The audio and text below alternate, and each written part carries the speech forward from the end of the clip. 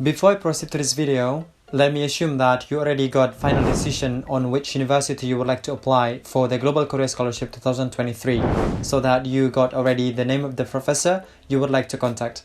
But if you haven't found any because maybe you are hesitant with what university you would like to apply for, so that you cannot find the appropriate or the proper university professor to contact to. So I think it would be beneficial for you, and also I would recommend you to go to the previous video that I've made, especially those with the Global Career Scholarship. You can find it in my playlist in this channel, and also previously I made a video about choosing the university. So there are some practical steps for you that can help you as a reference to choose your university. I am Zumaro. I'm currently studying at Postech, Pohang University of Science and Technology. This is my second year on my doctoral study here, and I'm majoring in advanced nuclear engineering. I would like to mention that this video is about contacting professor, but to be honest, according to my experience, I think the letter of acceptance is not the mandatory document. So this is actually the preference. If you get the letter of acceptance from the professor here in South Korea, it would be beneficial for you to get into the scholarship award, especially from the first stage.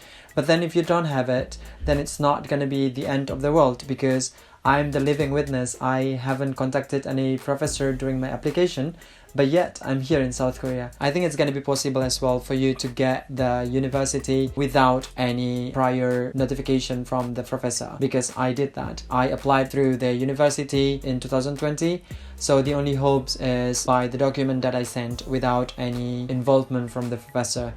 And I got my professor's name after 1 year of studying here in South Korea for the language course, after finally completing my TOPIK exam. TOPIK exam, actually the proficiency test that testing your level in Korea. If you would like to know about the TOPIK preparation that I've experienced, then just comment below so that I can give you some tips maybe, and also some insights during the study in the university for language course, or we call it Ohaktang. And I would like also to mention that this is not my own experience. I asked some of my friends because I didn't have any experience in contacting professor, as I mentioned. After observation and watching some videos as well related to this content, I came into conclusion that there are 4 things that you need to make sure that you construct really good in order to be conveniently and effectively be able to contact the professor. In this video, it's mainly about how to send the email, because the only thing I would think right now contacting professor is only by email. The best way is by Gmail, because some of the private or maybe like localized email, for example from your country or your university, sometimes it goes to spam. So make sure you have the Gmail account.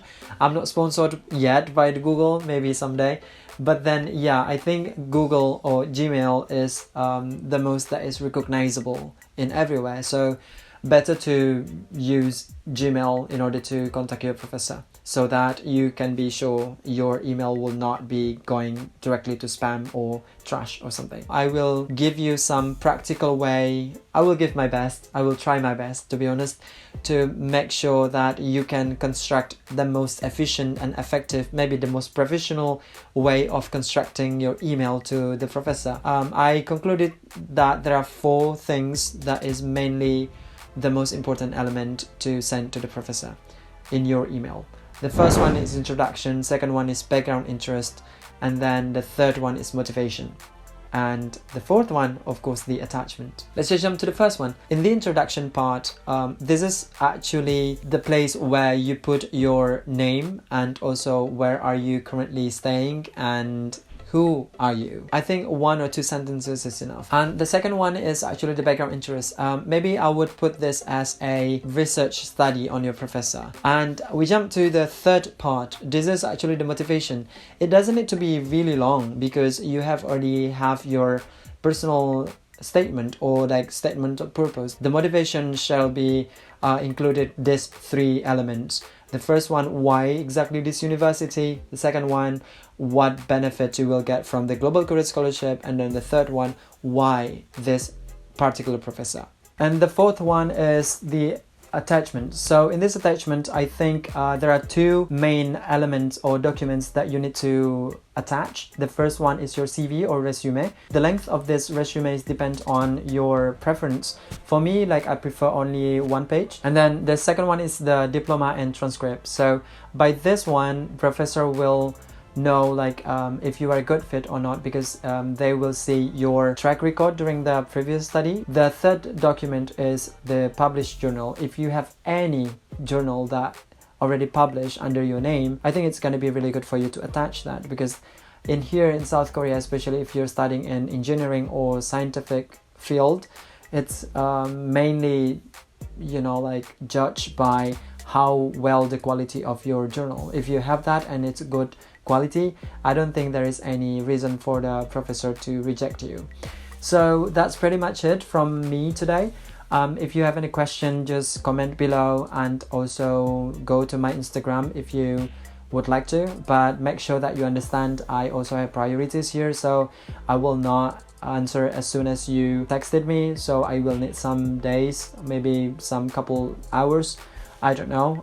Just be patient, because I think by now there are some people that is demanding, which is not convenient for me as well, and also it's not going to be good for you, because I will not answer such demanding question because I don't feel it convenient for you. And also, if the question is already asked, never ask me again, because I will never answer that.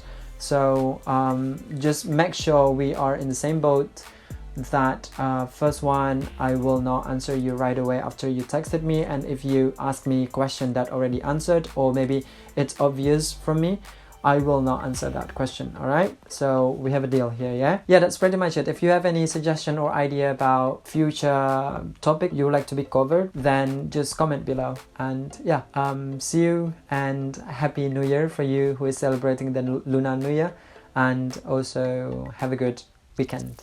Bye.